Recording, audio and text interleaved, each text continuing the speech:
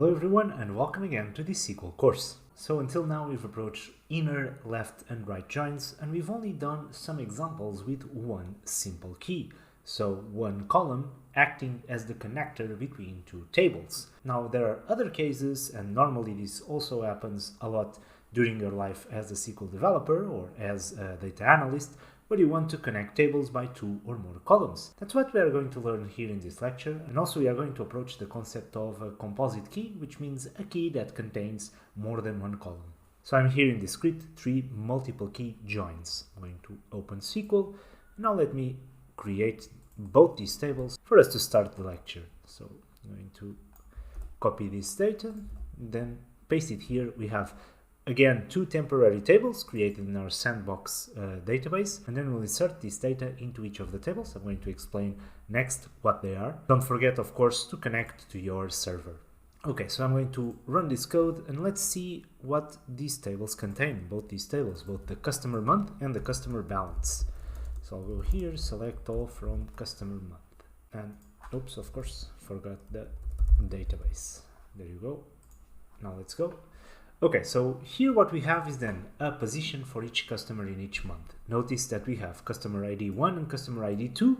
We have three different months for John. The value of this column is replicated for all the rows for the same customer ID. And then we have the name of customer ID 2 also replicated throughout 4 months. Imagine that this would be the table of the active customers per month in your store. Imagine that you have a bank and that this is the active customers per each month. So John is a customer of your bank in these 3 months and May is a customer of your bank in these 4 months.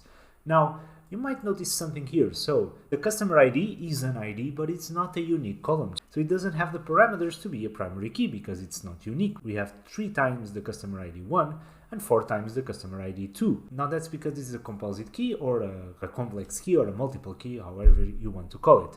So the identifier of this table is not only the customer ID, but the customer ID and the month. So 2 columns make up the key of this table. And notice something interesting, because customer ID 1 in month 2019-03 is unique. There's no other row that contains this combination. Customer ID on March, customer ID on April does only appear 1 time. Also, customer ID 1 on May, the same thing. So this is extremely interesting because now we may have several columns that compose a specific key of a table. By key we mean the rows that identify this row. There's no way that we have here 2 rows for customer ID 1 with the month 2019-03.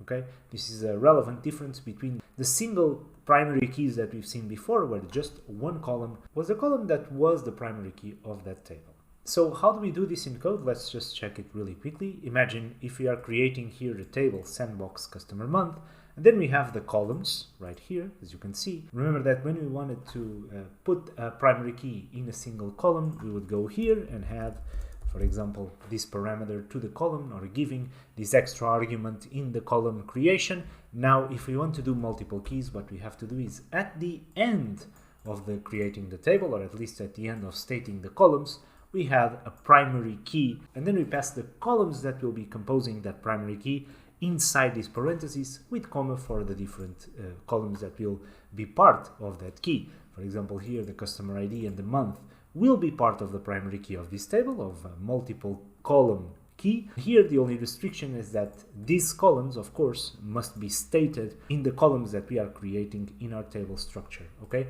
so this is a relevant difference. When you have a single primary key, you use the arguments of the column to create and state that that column will be a primary key. When it's a multiple primary key, you have to use a new argument after creating all the columns, or at least stating all the columns, indicating that this will be your composite primary key.